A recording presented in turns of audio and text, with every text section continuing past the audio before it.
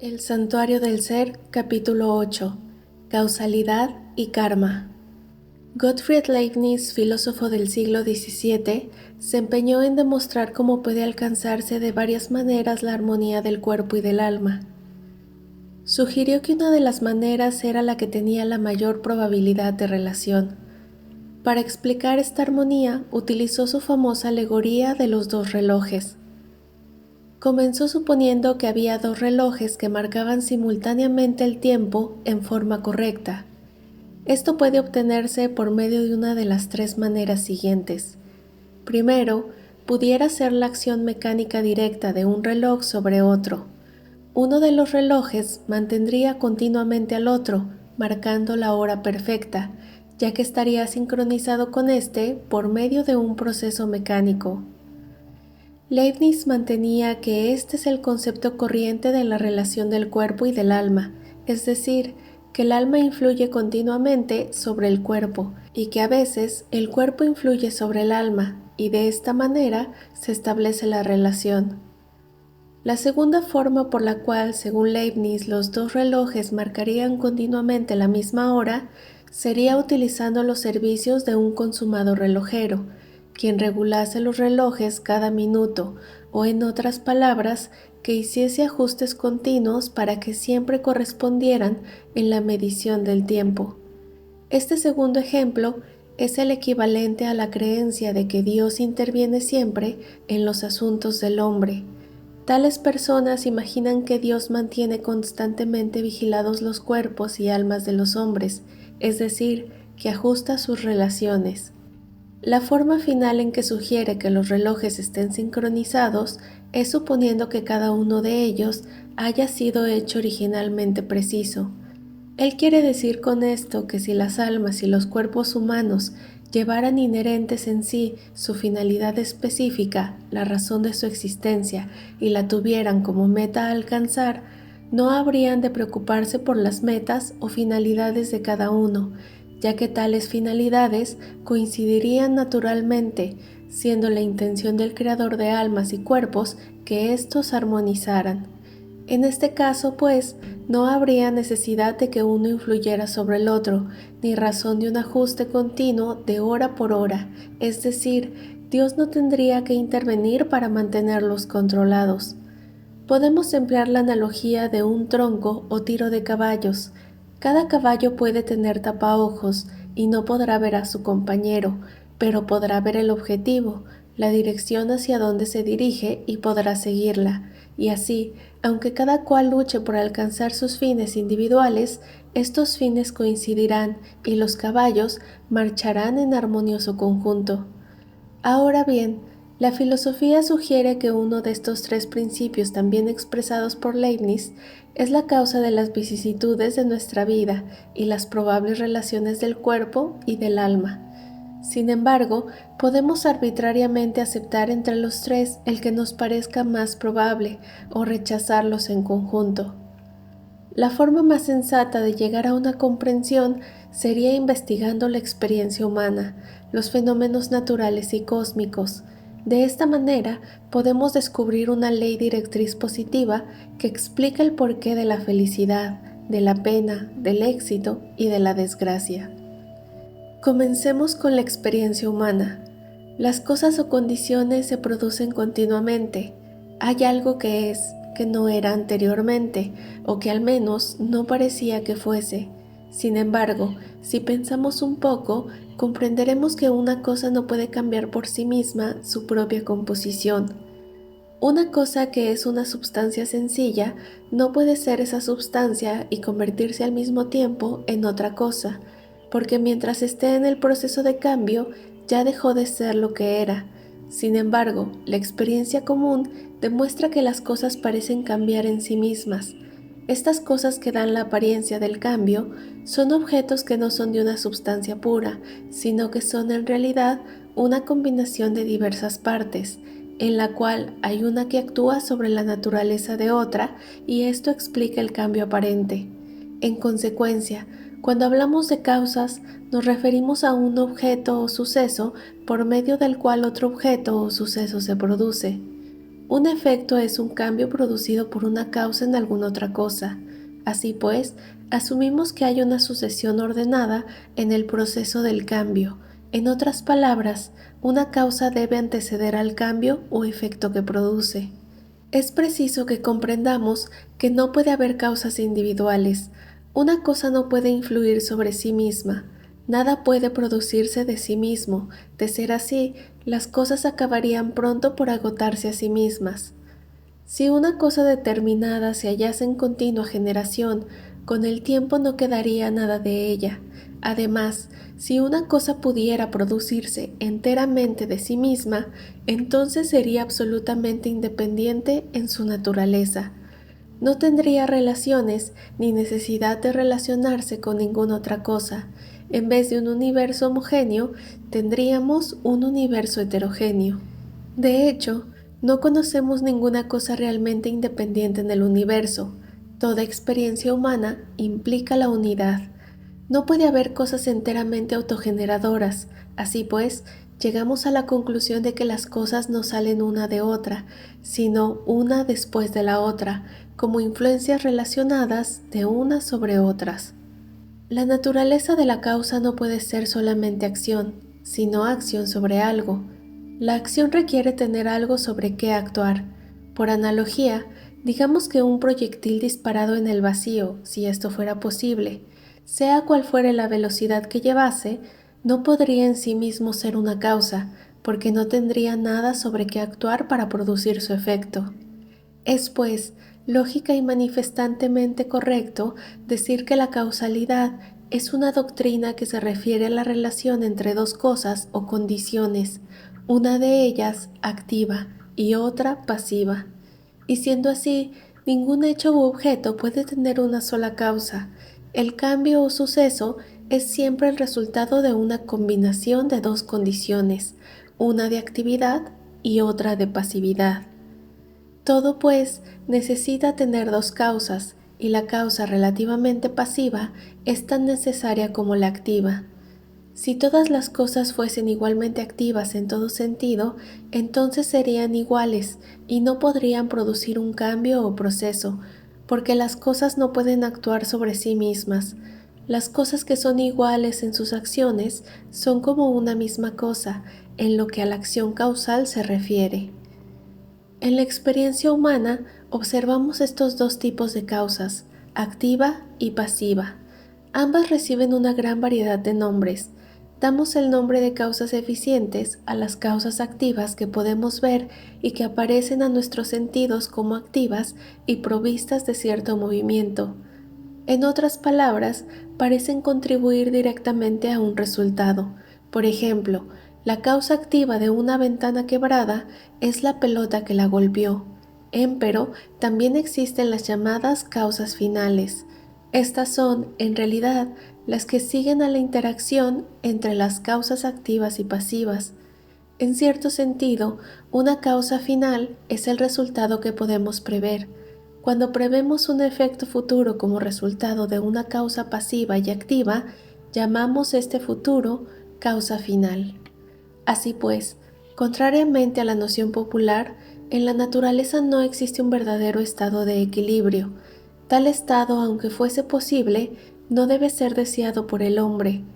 La antigua Cábala, escritos tradicionales de los hebreos, incluye un trabajo conocido con el nombre de Sefer Yetzirah. Esto significa literalmente el libro de la creación. En esta vieja obra se dice que el equilibrio es el punto entre dos fuerzas opuestas. Allí donde dos fuerzas resultan iguales en energía o en acción, todas las fuerzas se neutralizan y se produce una condición de descanso. El descanso se halla en oposición a todo en la naturaleza. Así pues, el equilibrio contrarresta el poder que es el que produce la realización. El equilibrio es el enemigo del cambio y del desarrollo. Dice también la Cábala que el balance o el equilibrio es una negación permanente que no produce nada. Eliphas Levi, en su trabajo sobre ocultismo, también condena la errónea idea que tienen los hombres de que el equilibrio es importante en sus vidas. Dice que si dos fuerzas son absoluta e invariablemente iguales, tal equilibrio constituye una inmovilidad, una represión absoluta de todo movimiento, de toda acción por la cual ocurre el cambio o el desarrollo. Tal equilibrio sería la negación de la vida misma. Levi sostiene que el movimiento es la preponderancia alternante que se da a un lado y otro de una balanza, movimiento que viene a representar la cualidad positiva y plena de cualquier cosa. Por otra parte, un movimiento o acción constante en una sola dirección produciría monotonía o inmovilidad, porque no habría cambio. La igualdad, la ausencia de cambio, es inactividad.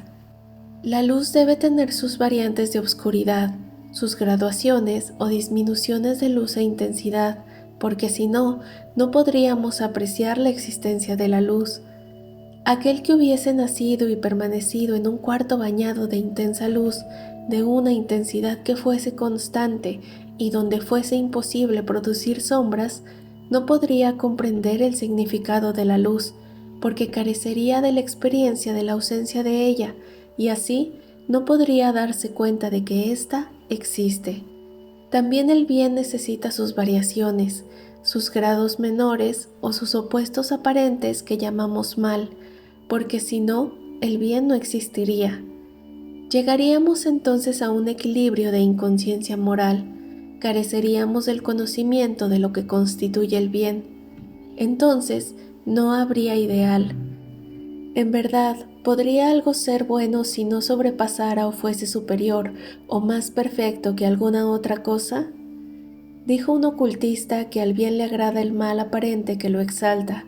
En otras palabras, que el mal es el grado menor del bien, o el opuesto aparente por medio del cual se logra o se desea el bien. Todo el mundo encuentra cierta satisfacción en sus actos continuos voluntarios, pues de otra manera no continuaría dichos actos. El que hace mal encuentra cierta sensación de placer en las cosas que hace, no comprende que está haciendo mal. Puede que se le haya informado que su conducta es contraria a lo que la sociedad predica y que la sociedad puede calificarle de perverso, pero individualmente aquello para él no es un mal.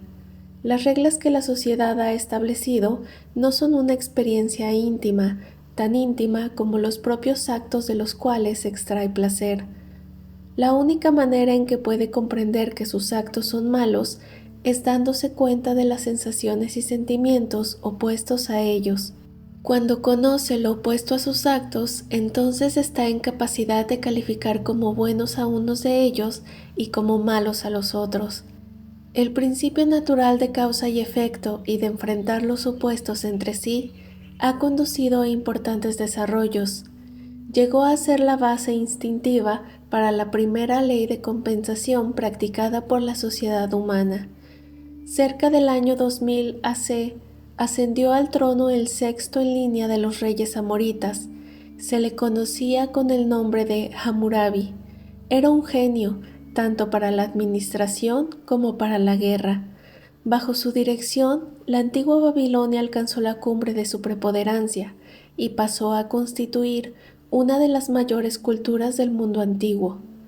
Su aportación a la civilización de aquel periodo fue abundante y fecunda, y dejó una influencia muy definida en el mundo.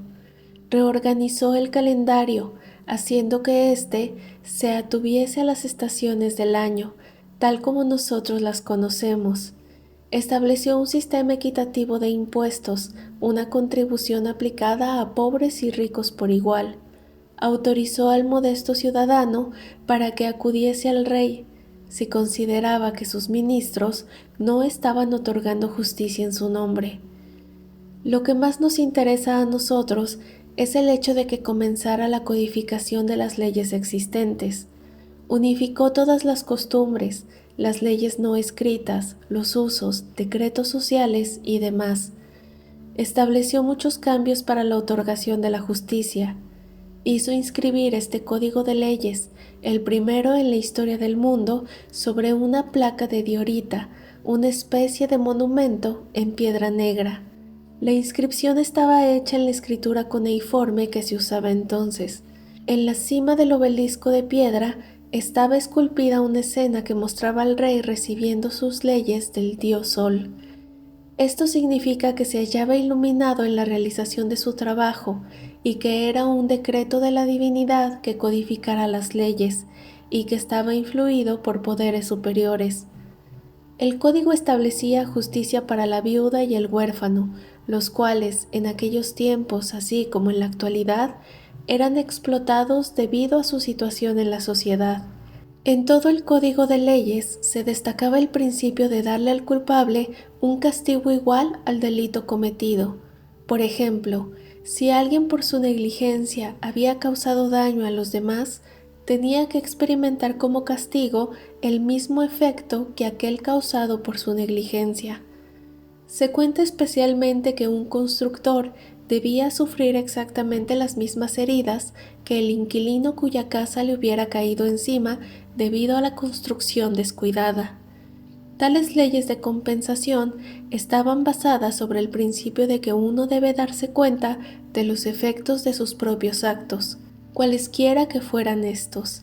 Aquel que hubiera hecho algo mal debía experimentar su propio efecto, ya que no era suficiente que fuese castigado por haber hecho mal, sino que también debía conocer las consecuencias que sus actos produjeran, experimentando idénticos efectos.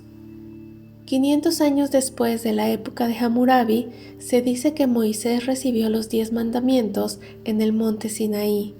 Se declaró, además, que pasó 40 días adicionales en la montaña, donde se le dio una amplificación de los mandamientos originales, una elaboración sobre su contenido. Estas leyes posteriores no fueron escritas, pero se nos dice que fueron dictadas verbalmente por Dios a Moisés y que fueron llamadas las leyes orales. Estas leyes, tal como aparecen hoy en día, han sido muy influidas por modificaciones y elaboraciones efectuadas por rabinos a través de los siglos. Estas antiguas leyes hebraicas pueden hallarse en el Pentateuco, los 5 primeros libros de la Biblia. Estos se llaman comúnmente las leyes mosaicas. Se ha encontrado que corresponden estrechamente al código de Hammurabi. Esto se debe probablemente al hecho de que los hebreos, por haber sido prisioneros y esclavos en Babilonia, permitieron que sus experiencias con las leyes de Hammurabi influyeran por lo menos en sus interpretaciones de las leyes mosaicas. El principio fundamental de estas leyes mosaicas, como el código de Hammurabi, es que cada persona debe experimentar el efecto de sus propios actos. Por ejemplo, en el Éxodo 21, 23, 25 encontramos: pagarás vida por vida, ojo por ojo, diente por diente, herida por herida. También el libro de los muertos de Egipto es otro ejemplo clásico que indica que el individuo está obligado a experimentar los efectos de sus propios actos como causas. El libro de los muertos es el título dado por arqueólogos y egiptólogos a una colección de textos funerarios compilados y preparados para los difuntos por sacerdotes egipcios. Relata las experiencias que deben esperar en el otro mundo, sus obligaciones y modos de prepararse para la vida futura y otras cosas más. En uno de los miles de papiros de los cuales se compone, hay una escena llamada el juicio final o el gran cómputo. Describe una amplia sala en la cual están reunidos los dioses de la doctrina politeísta que prevalecía en el Egipto de entonces. En el centro de la sala, ante la asamblea de dioses, hay una gran balanza. Sobre la vida vertical que sostiene dicha balanza está sentado un mono. El mono siempre ha sido asociado con el dios Tot, dios de la sabiduría, y en esta ocasión es también símbolo de ella. Sobre uno de los platillos de la balanza hay una pluma que simboliza pureza y verdad. En el otro platillo descansa lo que parece ser un vaso o recipiente pequeño de un diseño peculiar, casi siempre el mismo, que es llamado Ab, simboliza el corazón. En su conjunto, la escena describe el peso de las virtudes humanas más allá de la muerte. El peso del corazón es comparado con aquel de la verdad, para determinar hasta qué punto las acciones del difunto durante su vida carecieron de bondad, verdad y justicia. Como consecuencia, allí, delante de los dioses, el difunto se ve obligado a experimentar el juicio de los efectos de sus actos. Es Thoth, el dios de la sabiduría, quien debe decidir el grado de bondad o maldad de la vida pasada del acusado. En las escrituras de Confucio hay otro ejemplo que describe hasta qué punto el bien y el mal deben ser personalmente comprendidos por nosotros. Un chelá le preguntó a Confucio si existía alguna palabra que pudiera servir de regla práctica para la vida. Confucio contestó: reciprocidad. Esto puede comprenderse como queriendo decir que no hagamos a los demás lo que no queremos que se nos haga. En las escrituras confucionistas se dice muy claramente que si un hombre ha hecho un daño, será castigado de la misma manera. En consecuencia, hallamos que la retribución es la base de la ley confucionista de compensación. De las antiguas enseñanzas hindúes hemos heredado una palabra sánscrita que significa causa y efectos morales. Esta palabra es karma. Etimológicamente significa hecho o hacer. La doctrina que rodea esta palabra se extiende hasta otras religiones principales de la India, como el budismo, por ejemplo. Según Buda, el alma debe encarnarse continuamente por un periodo indefinido. El ideal budista, pues, es provocar el cese de estas continuas encarnaciones. Según los principios budistas, los actos de cada vida se vuelven causas y como causas producen una secuela de efectos, tales como el karma, y este karma se acumula y se hereda, trayéndose de la vida pasada. El alma, pues, tiene que agotar su karma antes de que pueda ser liberada de la obligación de reencarnar una y otra vez. Buda compara las encarnaciones al torno del alfarero, que recibe impulsos de la mano de éste para mantenerse girando. Los actos de cada encarnación son un impulso que mantiene en movimiento el torno del renacimiento bajo una forma física. Cuando ya no queda karma, cuando nuestros actos no lo han producido, ya no hay más impulsos, el torno de la reencarnación detiene su movimiento y el alma ya no está obligada a vivir en un cuerpo terrenal. El budista dice que el karma es cuádruple. Existe el karma que produce frutos en la existencia actual, el karma que produce sus frutos en la reencarnación futura, el karma que produce frutos en un momento indefinido y por último, el karma que ya pasó los pensamientos que producen actos en esta vida resultarán en el karma de la próxima encarnación. Pero si no produce ningún efecto, se han transformado en karma pasado, lo cual implica que han sido mitigados por actos subsiguientes. Los budistas insisten sobre el punto de que la culpa de nuestros actos es estrictamente nuestra. Es totalmente una responsabilidad personal, la cual no se la podemos transmitir a los demás. El budista afirma además que no podemos escapar a nuestros propios actos, cuyos efectos han de seguir las causas en los cielos, en el mar o en la tierra. Indica que cuando experimentamos el mal, aprendemos a huir de él. Empero, eso no quiere decir que escapamos, sino que una vez que sabemos cuáles efectos se derivan de una causa, aprendemos a evitar tales causas. Para el budista, la ley de karma es inexorable. No hay ni excepciones ni desviaciones. Las doctrinas budistas incluyen dos tipos generales de karma, puro e impuro. El karma impuro requiere una nueva existencia, una nueva encarnación en forma mortal. En este karma impuro, el sufrimiento va siempre en proporción con el hecho. El alcance del mal de un acto determina la consecuencia o el efecto. Aquí vemos nuevamente el principio de una retribución. Los hechos de karma puro acaban por detener el torno de los nacimientos futuros. El alma se libera de nuevas prisiones en forma física.